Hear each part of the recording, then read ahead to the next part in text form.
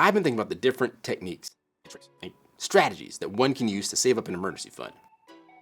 You see, if you're not a millionaire, if you're not a six-figure earner, or if you're just starting out, then you need to be strategic when saving an emergency fund. I'm sure you know, creating an emergency fund is crucial for financial stability.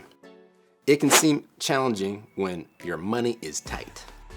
Now, there's quite a bit of advice out there that's helpful, but sometimes not specific enough. In this video, I'm going to break down 5 specific actionable techniques. I'm going to break them down into detailed steps and tips to help you save an emergency fund when budgets are constrained. Now, each technique is designed to be actionable and practical. It's going to offer you a pathway to gradually build up your savings without overwhelming your current financial situation. Aren't I magnanimous?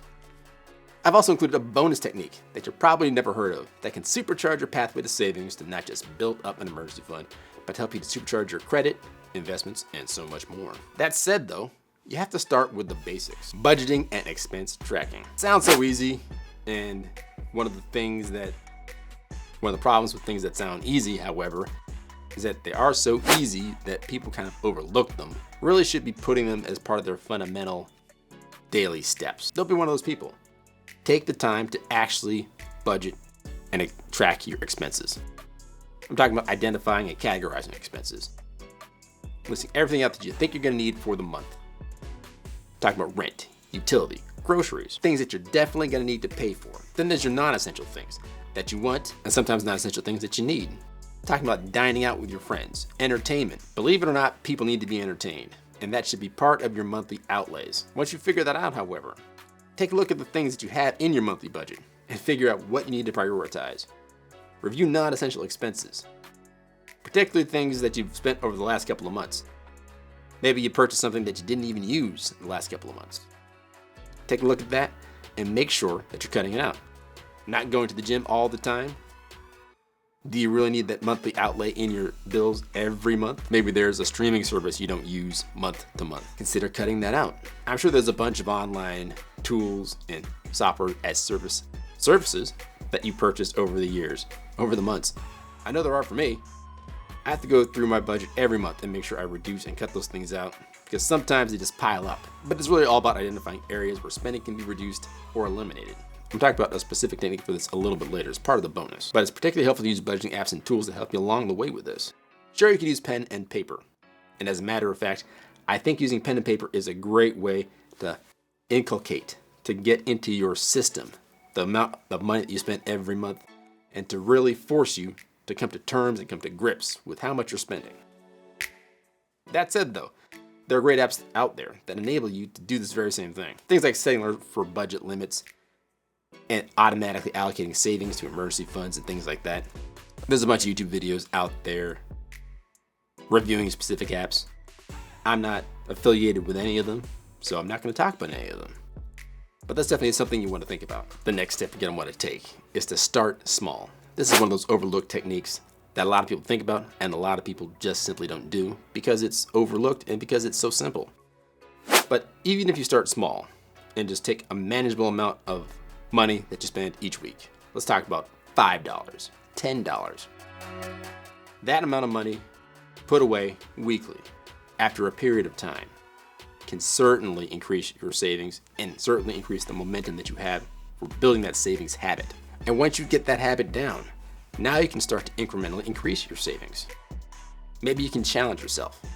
Maybe like save $1 more each week than the week before, and see how it affects your budget. And you can do this automatically through various apps.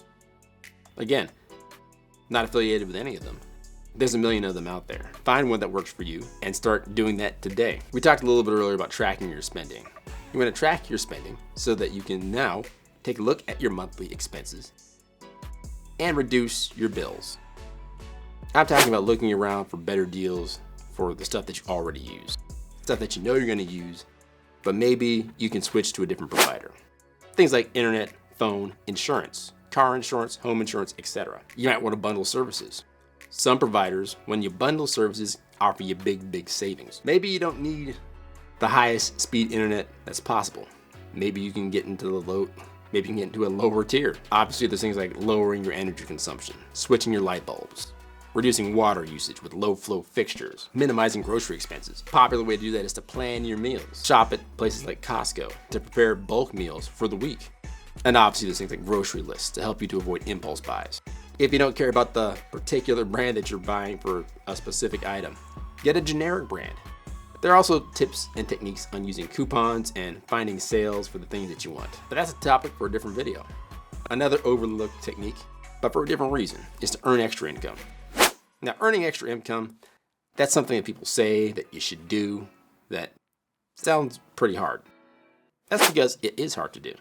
If you already have a main gig, like your main job, and you think that you don't have much time, then it's gonna be hard to earn extra income no matter what your skill set is. But that is key.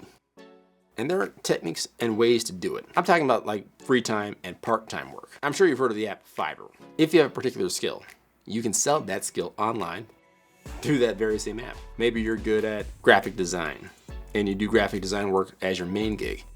Well, you can also do graphic design work as a freelancer on Fiverr. Maybe you kind of want to do a different thing than your main job. You can also do that sort of thing. There are all kinds of gigs out there for individuals just like you. Graphic design, writing, programming, search engine optimization, anything and everything related to online. Fiverr is the place for you to go. Perhaps you have very low skills. Maybe you could consider a part-time job that could fit into your schedule. Not going to be easy, but they can be found. I'll give you a quick example.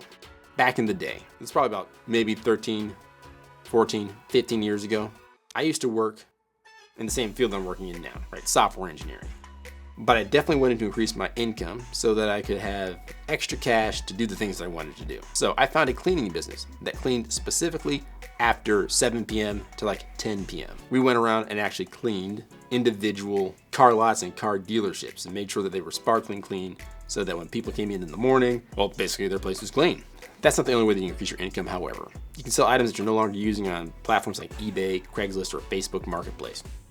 You could host a garage sale to clear out clutter and earn extra cash. A little bit old school, but still works. And then there are cashback apps and credit card rewards.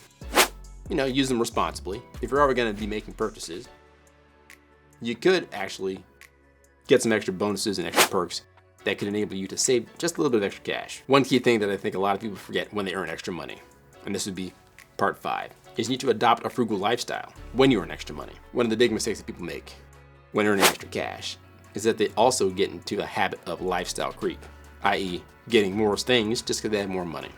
That's something you want to avoid. So don't be afraid to do things like DIY projects, do-it-yourself projects.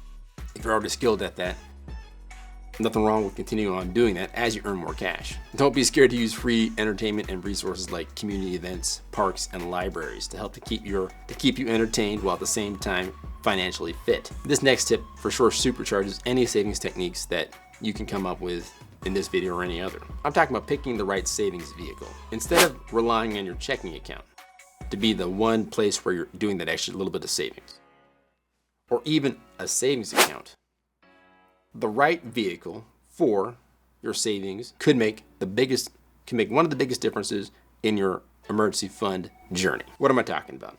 I'm talking about high yield savings accounts. During this time of inflation, savings accounts, they're able to offer you a little bit extra than what they normally would. But they're not the only option that you have out there.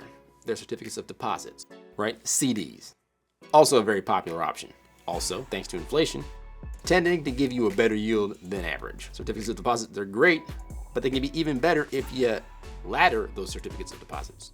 What I mean by that is, you purchase one certificate of deposit that has a certain time period where it matures, and then at the end of that time period, you have a second certificate of deposit rolling over that first certificate of deposit and its yield into that second certificate of deposit. And you keep doing that again and again and again until you reach a specific time frame at which the full maturity of all those individual yields compounded onto each other grows to fruition. A great way to increase your savings.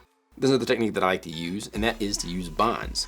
Now, it's a little bit controversial because bonds are technically, in the eyes of the government anyway, an investment. However, as one of the safest forms of investing, or one of these safer forms of investing anyway, they tend to not be as volatile as stock, particularly bonds such as treasury bonds, municipal bonds, things like that. Not only can you ladder certificates of deposits, you can also ladder bonds in a similar fashion, supercharging your quote-unquote investments and savings to a point where now you have the savings that you need in your emergency fund. So, Those are great techniques, and I hope you enjoyed that bonus one. Keep in mind that a goal without a plan is a wish. A goal with a plan and no action is a wish list. I'm Derek West. You're watching Finance Squared. Glad that you guys enjoyed this one. And if you did enjoy, make sure you like, subscribe, and click the notification bell, and I'll catch you in the next video. Peace.